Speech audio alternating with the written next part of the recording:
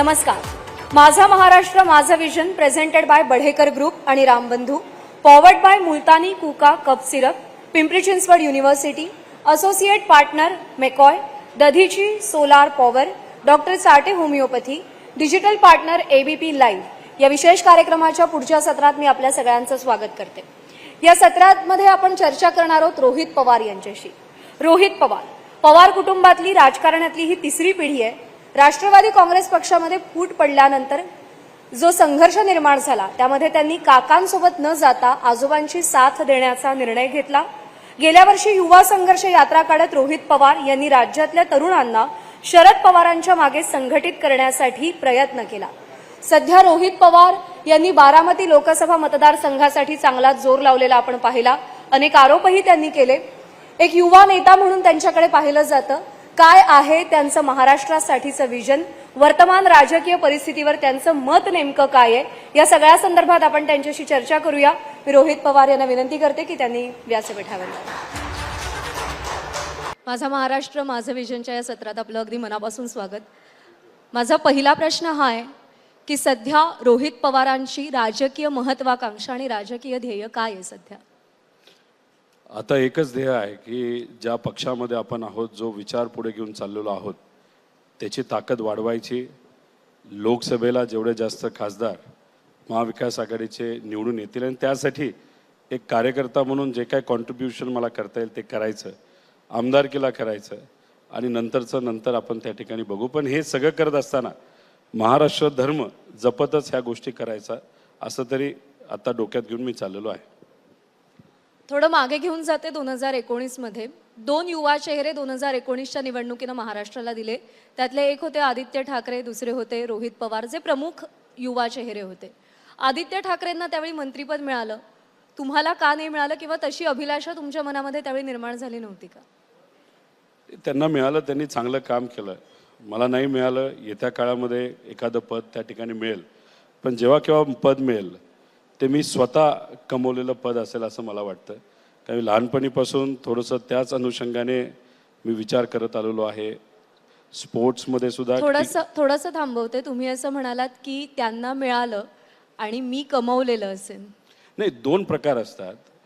एखादी संधी मिळाल्यानंतर संधीचं सोनं करणं, चांगलं काम करणं ही एक मोठी जबाबदारी असते, जी आदित्यने केली.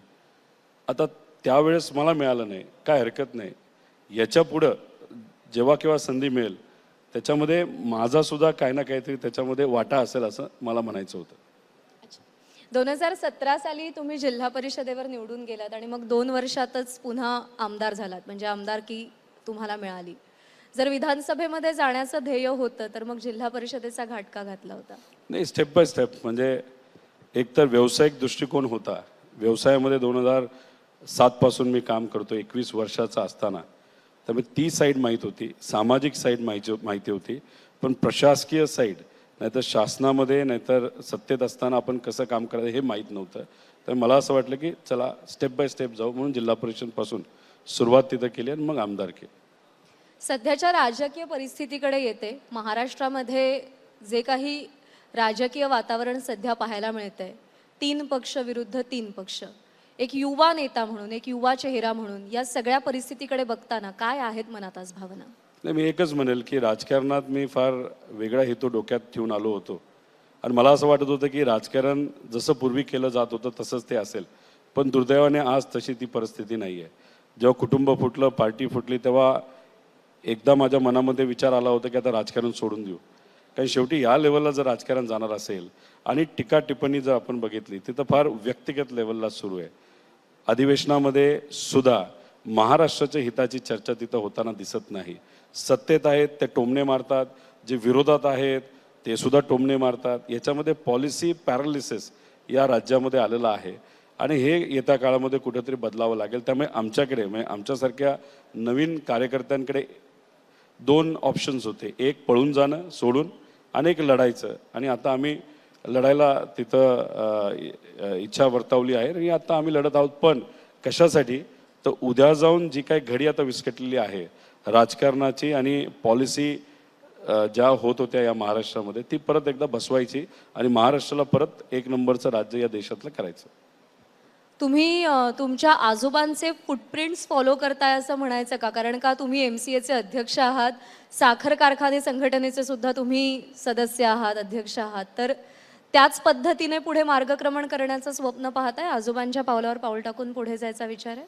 ते आता तुम्ही माझ्या राहणीमानावर जर बघितलं तर मी तसं कोणाला कॉपी करत नाही. पण ज्या ज्या व्यक्तीचं ज्या ज्या गोष्टी चांगल्या वाटतात त्या अडॉप्ट करतो, समजून घेतो, त्याच्यावर अभ्यास करतो आणि त्या योग्य वाटल्या तर त्या मी माझ्यात सामावून घेतो. त्यामुळे माझी जी काही स्टाईल आहे ती ओरिजिनल स्टाईल आहे. मी कोणालाही कॉपी केलेलं नाही. आणि पवार साहेबांचा जो काही प्रवास आहे असा कोणाचाच प्रवास नाही. आणि त्या प्रवासामध्ये अनेक पैलू त्यांचे आहेत.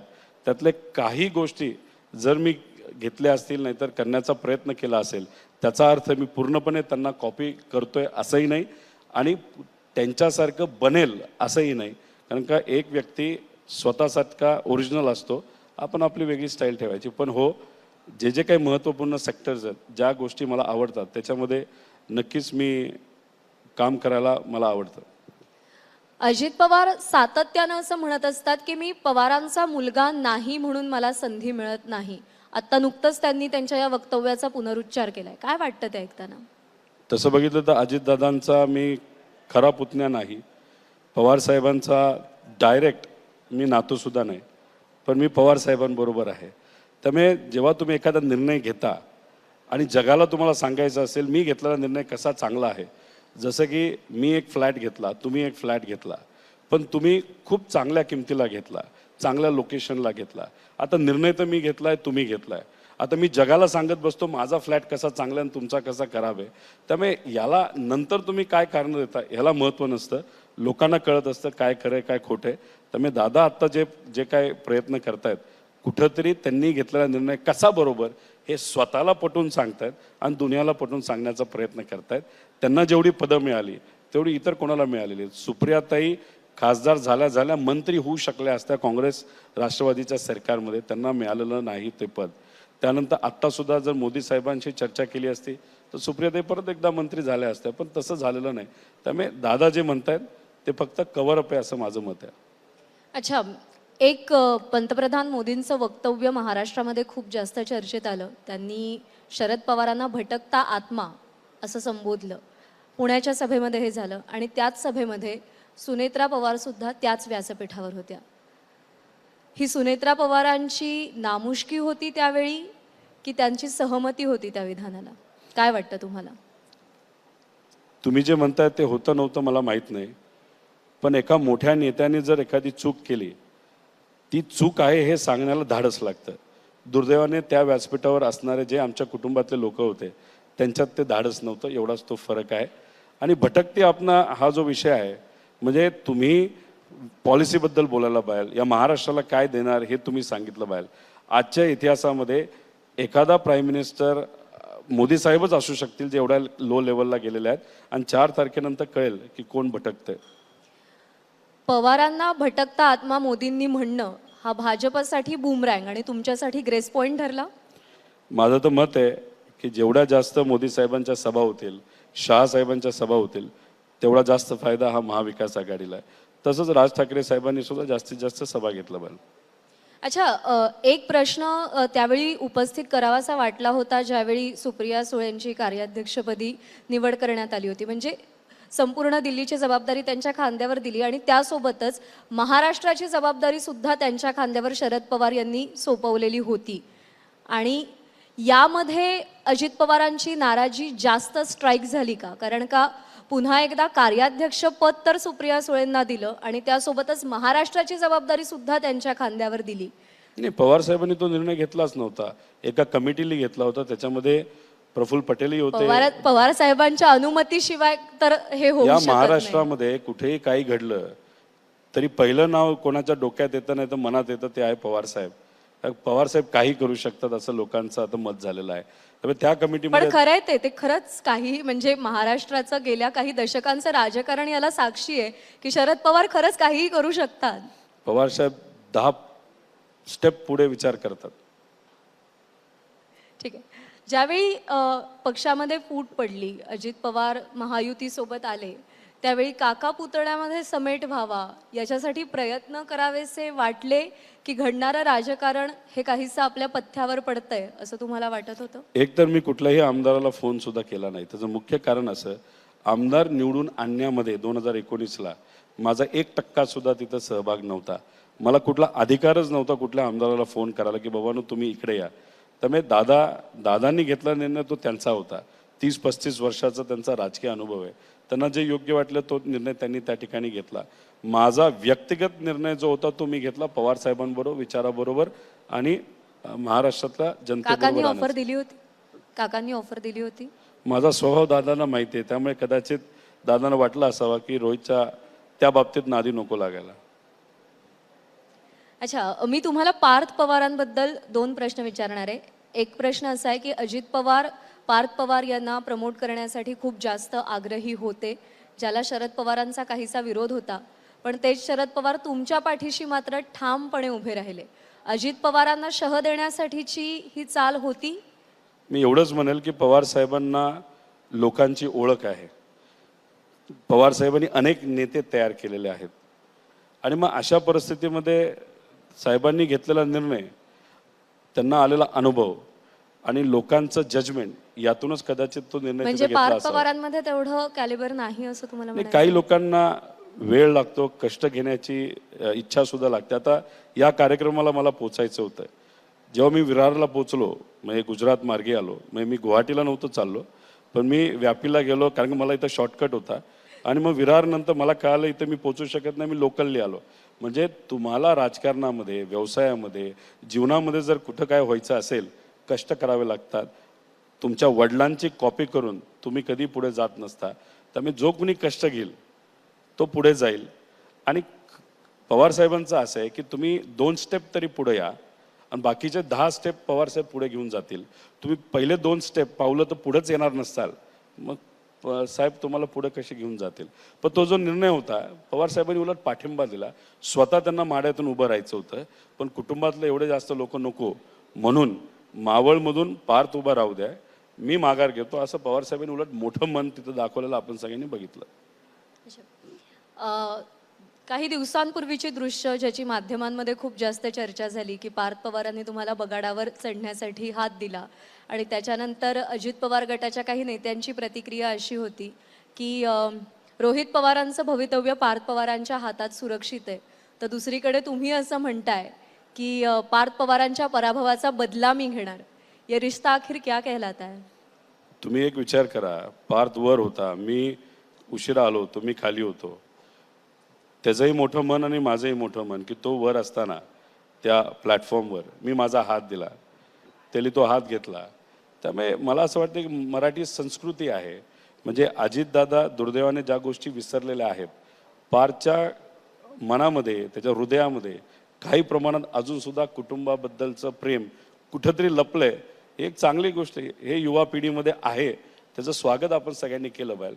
ते जे त्यांचे बगलबच्चे आहेत अजितदादांचे, जे टी व्हीवर खूप सारखे येतात, त्यांच्याबद्दल मी काय बोलणार नाही. त्यांना ते राजकारण वाटलं, 2 भावामधलं की नातं तिथं होतं, बाकी काय नाही. पुढचा प्रश्न माझा असा आहे तुम्हाला की बारामतीची जी सध्याची जागा आहे, महाराष्ट्रातली नाही देशातली हाय व्होल्टेज जागा मानली जाते. नणंद विरुद्ध भावजे अशी लढत होतीये आणि त्याच्यासाठी तुम्ही बारामतीमध्ये बरेच दिवस तळ ठोकून होतात. बारामतीची लोकसभा सीट निवडून यावी यासाठी तुम्ही प्रयत्न करत होतात. पण त्याचवेळी तुमचा विधानसभा मतदारसंघ कर्जत जामखेड याकडे थोडं दुर्लक्ष होतं असं नाही वाटलं? 4 जूनला आपण बघूया, जे निलेश लंके आहेत त्यांना सगळ्यात जास्त लीड ही कुठल्या विधानसभेमधून मिळते, मग आपल्याला कळेल दुर्लक्ष झालं की नाही. दुसरं, हाय व्होल्टेज बारामती लोकसभा मतदारसंघ कुटुंबात लढाई होती म्हणून नव्हतं. धनशक्ती विरुद्ध जनशक्ती, पुरोगामी विचार वर्सेस प्रतिगामी विचार अशी ती लढत असल्यामुळे सगळ्या लोकांचं लक्ष त्याच्यावर होतं. गुंडांचा वापर केला, पैशाचा वापर विरोधी पक्षाने केला, दडपशाहीचा केला, तरीसुद्धा विजय हा जनशक्तीचा आणि विचाराचा होईल. सुप्रियाताई खूप चांगल्या लीडली निवडून आलेलं आपल्याला सगळ्यांना बघायला मिळतं. तुम्ही जनशक्तीचा उल्लेख केलात. त्या काळामध्ये मी तुमचं ट्विटर अकाउंट खूप जास्त फॉलो करत होते, कारण का दर काही तासांनी एक नवा व्हिडिओ तुम्ही ट्विट करत होतात, एक नवा व्हिडिओ तुम्ही पोस्ट करत होतात आणि हा घ्या पुरावा असं अजित पवारांना सांगत होतात.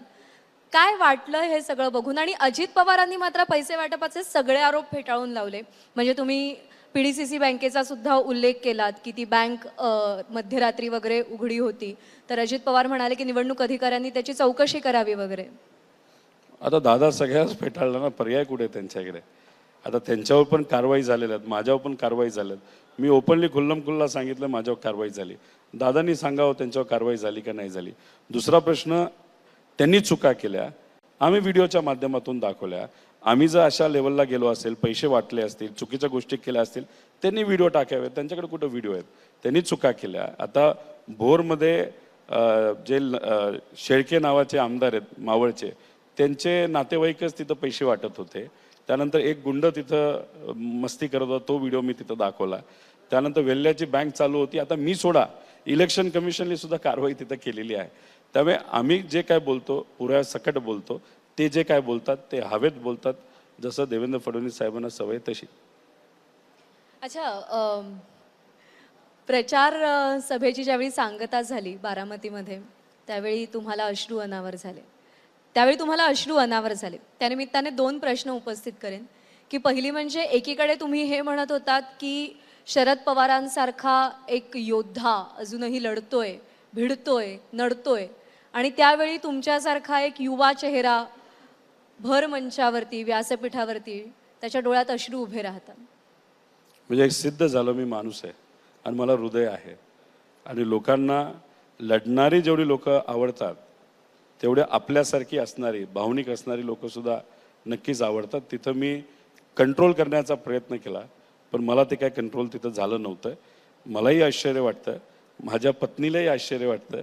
माझ्या मुलींनी जेव्हा ते व्हिडिओ बघितला, ते स्वतः रडायला लागले. कारण मी पहिल्यांदा ओपनली त्यांच्यासमोर नाही तर लोकांसमोर रडलो असेल. पण साहेबांचं जे स्टेटमेंट होतं डोळे मिटणारं, हे मला इमोशनली झेपलं नव्हतं. हे पण म्हणजे यंदा पावसाचं पाणी नाही तर डोळ्यातलं पाणी कामी येईल असं वाटतं बारामतीमध्ये. साताऱ्याला पाऊस तो आम्ही नव्हता पाडला, ऑटोमॅटिकली नॅचरली पडला होता. माझे डोळ्यातले अश्रू हे ऑटोमॅटिकली आले होते, त्याच्यामागे कुठेही प्लॅनिंग नव्हतं. दुसऱ्या सभेमध्ये जे झालं, खिशातून रुमाल काढणं, डोळ्याला लावणं, ते आर्टिफिशियल होतं, ते नाटक होतं, ते मला काही जमलं नव्हतं. नाही, त्यांनी जी नक्कल केली, म्हणजे तो तुमचा व्हिडिओ समोर आला आणि त्यानंतर लगोलग त्यांची जी सभा होती त्यात अजित पवारांनी तुमच्या रडण्याची नक्कल केली. तुमचं असं म्हणणं आहे की तुम्ही खूप जास्त भावनिक झाला होतात आणि ते अश्रू पवार साहेबांच्या त्या स्टेटमेंटमुळे तुमच्या डोळ्यात उभे राहिले होते. अजित पवारांनी अशा पद्धतीनं तुमची नक्कल करणं, तुमच्या भावनांची खिल्ली उडवणं काहीसं मनाला टोचतंय? 100%. फक्त मला नाही, माझ्या अंदाजाने 1,00,000भर लोकांच्या मनाला ते टोचलं असेल ना, तर करोडो लोकांच्या. त्याचा परिणाम, त्याची किंमत नक्कीच त्यांना तिथं वेगळ्या वेगळ्या पद्धतीने तिथं मोजावी लागेल. आणि झालंय असं की ते आता ज्या लोकांबरोबर व्यासपीठ शेअर करतात, ज्यांच्यावर मांडीला मांडी लावून बसतात, मोदी साहेब असतील, फडणवीस साहेब असतील, आता त्या लोक म्हणजे त्या बाबतीत खूप माहीर आहेत. म्हणजे त्यांच्याकडे भावना नाही तसं तुम्हाला भावना हा विषय नाही. त्यांना एखाद्या विषयाचं मोठं त्याचं काय नाटक कसं करायचं हे कदाचित त्यांना तिथं माहिती असल्यामुळे, दादांना तो व्हायरस लागल्यामुळे त्यांनी तिथं पहिलं ट्रायल घेतलं. दुर्दैवाने ते फसलं. प्रश्न असा आहे की सातत्यानं पवार कुटुंबाची एकी याची मिसाल कायम दिली जाते, याचं उदाहरण कायम दिलं जातं. आणि अनेकदा सुप्रियाताई सुद्धा असं म्हणाल्यात की ठीक आहे, पक्षात फूट पडली असेल पण पवार कुटुंब मात्र अजूनही एकत्र आहे. म्हणजे अगदी मतदानाच्या दिवशी बारामतीमध्ये ज्या दिवशी मतदान होतं त्यावेळी त्या काटेवाडीत गेल्या, अजित पवारांच्या आईंची भेट घेतली, काकूंची भेट घेण्यासाठी म्हणून गेले असं त्यांनी सांगितलं होतं. पण सध्याच्या निवडणुकांमध्ये, प्रचारामध्ये जे आरोप प्रत्यारोप झाले, ज्या पद्धतीची टीका झाली, ते सगळं पाहता खरंच पवार कुटुंब एकत्र आहे अजूनही? एकदा काकींना सुप्रिया आत्या भेटायला याच्यासाठी गेल्या, कारण अनेक वर्ष ते त्यांना भेटत आले, त्यांचा आशीर्वाद घेत आलेले आहेत. जेव्हा अजित काकांचे वडील म्हणजे अजित काका लहान असताना दुर्दैवाने ते वारले होते, तेव्हा साहेबांनी आपल्या मुलासारखं त्या दोघांना वाढवलं होतं. आणि मग सुप्रियातांचं आणि काकांचं आणि काकींचं जे नातं होतं फार वेगळं होतं. आणि त्या काटेवाडीला गेला, तिथंच जवळ घर होतं. आता त्या जर तुमच्या बंगल्यात असत्या, नाही तर अजून कोणाच्या बंगल्यात असत्या, तर आत्या अजित काकांच्या घरी नसत्या गेल्या, तुमच्याकडे आल्या असत्या, अजून कुठेतरी गेल्या असत्या. पण काकी जिथे तिथं आत्या जाणं हे महत्त्वाचं, आणि आशीर्वाद तिथं घेतला. मी दुसऱ्याचं काय होईल हे माहीत नाही, पण उद्या जाऊन जो कुठला निर्णय जे मोठे नेते घेतील तो त्यांचा विषय असेल, पण त्यावेळेस माझी वेगळी भूमिका असेल आणि ती त्यावेळेस मी स्पष्ट करेल. एक व्हिडिओ 2-3 दिवसांपूर्वी पाहण्यात आला होता की शरद पवार एका ठिकाणी बसलेत आणि उद्धव ठाकरे त्यांना भेटायला येतात आणि शरद पवार त्यांना सांगतात की तुम्ही जरा बाहेर बसा, आणि उद्धव ठाकरे म्हणतात ठीक आहे मी बाहेर बसतो, छोटासा ब्रेक घेतो. त्याच्या आधी एकदा असं झालंय की पत्रकारांसमोर उद्धव ठाकरेंचा फोन आलाय आणि शरद पवार असं म्हणाले की त्यांना सांगा नंतर फोन करतो. अगदी लोक माझे सांगा तिचं एक्सटेंडेड व्हर्जन ज्यावेळी प्रकाशित झालं त्यावेळी सुद्धा शरद पवारांनी उद्धव ठाकरेंबाबत जे लिहिलं त्याची बरीच माध्यमांमध्ये चर्चा झाली. सांगलीच्या जागेवरून सुद्धा शरद पवारांनी काहीशी नाराजी व्यक्त केली की हा निर्णय आम्हाला विचारात घेऊन केला गेलेला नव्हता किंवा घेतला गेलेला नव्हता. एकीकडे ही विधानं येतात आणि दुसरीकडे शरद पवार हेही म्हणतात की आम्हाला उद्धव ठाकरेंना भाजपपासून दूर न्यायचं होतं, आम्हाला उद्धव ठाकरेंना एक स्वतंत्र ओळख द्यायची होती आणि त्याच्यासाठी आम्ही आखलेली ही सगळी स्ट्रॅटेजी होती. काय आहे राष्ट्रवादी आणि शिवसेनेतलं हे नातं? दुसरा भाग तुम्ही सांगितला तो राजनीती नाहीतर राजकारणाचा एक भाग आहे. पहिला भाग तुम्ही सांगितला ते एक नातं आहे. त्याचं मुख्य कारण असं, शिवसेना पक्षप्रमुख बाळासाहेब ठाकरे जेव्हा हयातमध्ये होते, पवारसाहेब त्यांचे मित्र, ते घरी जायचे, जेवायचे, फार उशीरपर्यंत राहायचे. तर उद्धव ठाकरे साहेब वगैरे लहान होते, त्यामुळे नातं त्या वेळेसपासून आहे. त्यामुळे मी नंतर फोन करतो, तुम्ही थोडं बाहेर बसता का, हे एक कम्फर्ट लेवलचं नातं आहे आणि ते सहज तसं बनत नाही.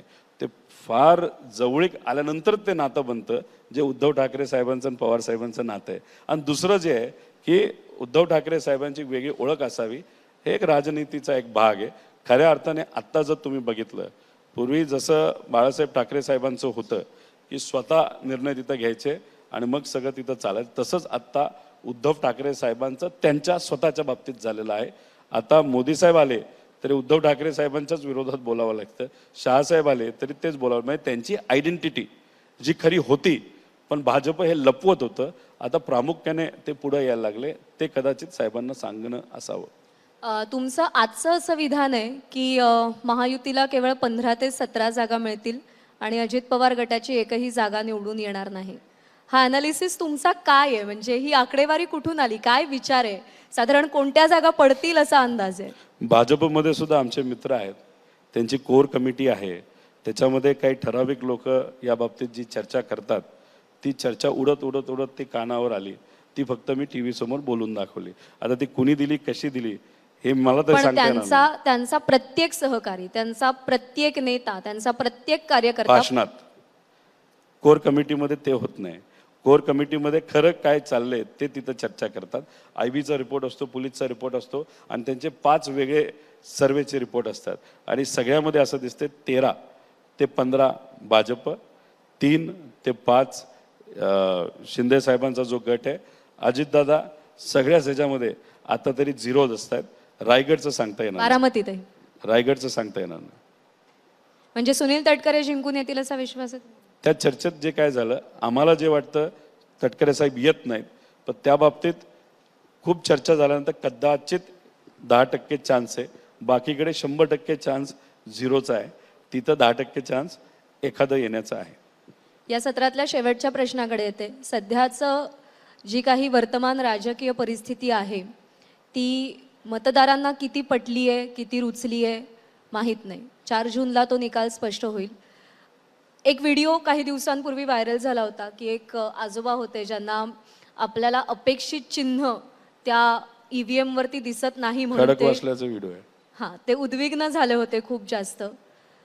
तर जे एस्टॅब्लिश चिन्ह आहेत, जे एस्टॅब्लिश सिम्बॉल्स आहेत, त्यांच्याबद्दल ही सिच्युएशन आहे आत्ता महाराष्ट्रामध्ये की पारंपरिक पण अशिक्षित मतदाराला कळतच नाहीये की कोणाला मतदान करायचं. नाही, ती जी व्यक्ती होती ती खडकवासल्याची होती, ती भाजपची होती. भाजपचे अनेक जे मतदार आहेत ते बाहेरच आले नाही. त्यांना एक कम्फर्ट झालाय. चिन्हाबरोबर. उलट ती आमच्यासारख्याला संधी आहे, म्हणजे आमच्यासारखी जी नवीन पिढी आलेली आहे की त्यांना जे भाजपबद्दल वाटतं ते कुठंतरी बदलावं लागेल. आणि बऱ्याच लोकांना राजकारणाबद्दल अतिशय वाईट वाटायला लागलेलं आहे. राजकारणी म्हणजे फसवेस लोक असतात, करप्टच लोक असतात. ते खऱ्या अर्थाने बदलण्याची संधी आता आहे आणि तिथं मग आमची पिढी येते, जे नवीन लोक आहेत त्यांना काहीतरी खऱ्या अर्थाने करायचं आहे, विजन घेऊन पुढे ते चाललेलं. आता माझं डॉक्युमेंट तुम्ही बघितलं, मला वाटलं तुम्ही विजनवर बोलाल. आता हे 6.5 लाख महाराष्ट्रातले युवांनी महाराष्ट्राचं विजन डॉक्युमेंट बनवलेलं आहे. सत्तेत आल्यानंतर यातले बरेचसे मुद्दे आम्ही तिथं मांडणार आहोत. लोकांचं काय मत आहे हे समजून घेणं महत्त्वाचं. आणि दुर्दैवाने आत्ता सर्वच राजकीय नेते लोकांना काय पाहिजे हे त्यांना माहीत नाही. उद्या जाऊन फक्त मलमपट्टी करायची, तात्पुरती एखादी पॉलिसी आणली असं दाखवायचं.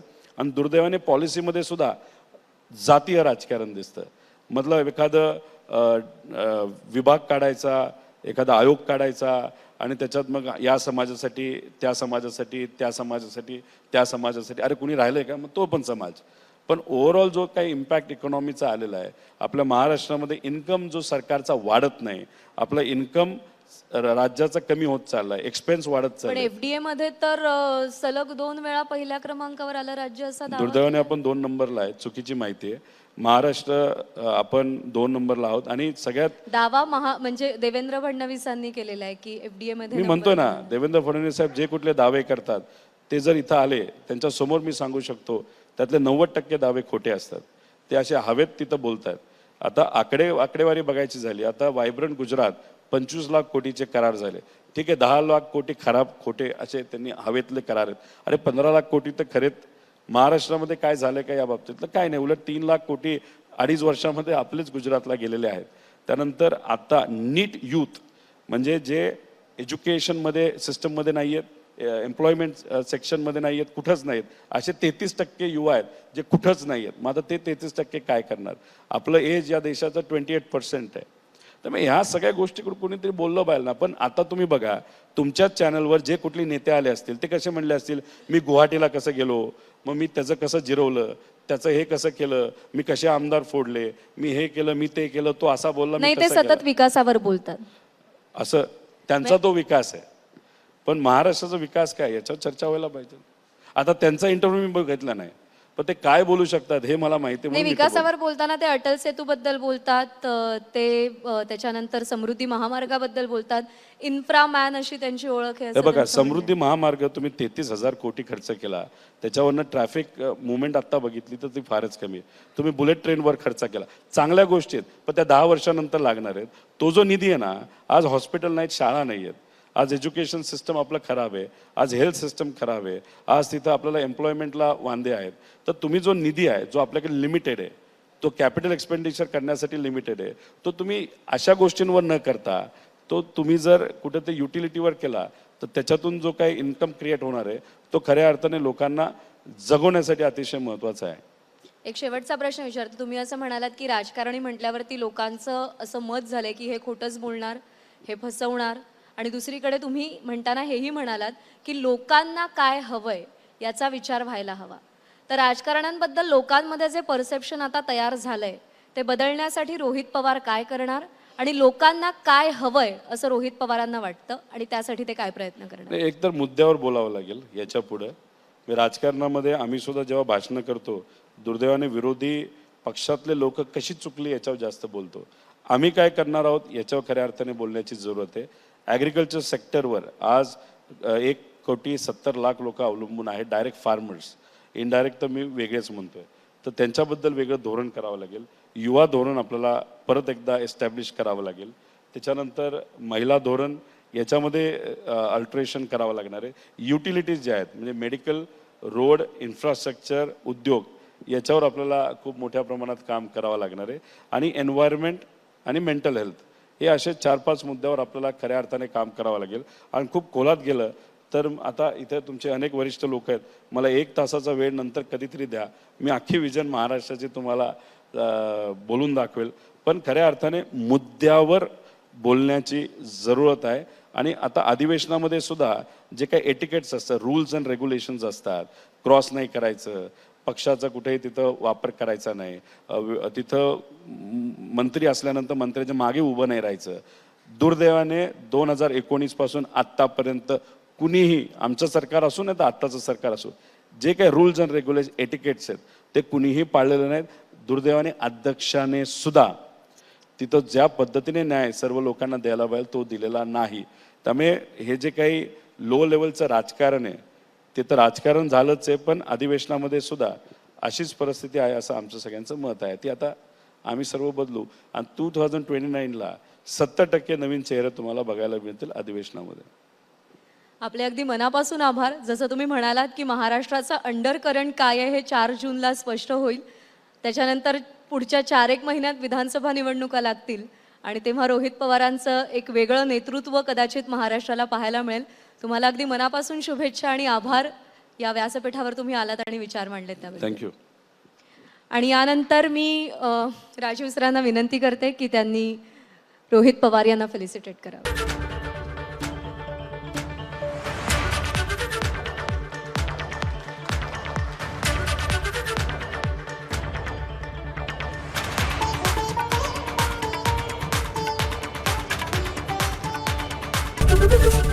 एबीपी माझा, उघडा डोळे बघा नीट.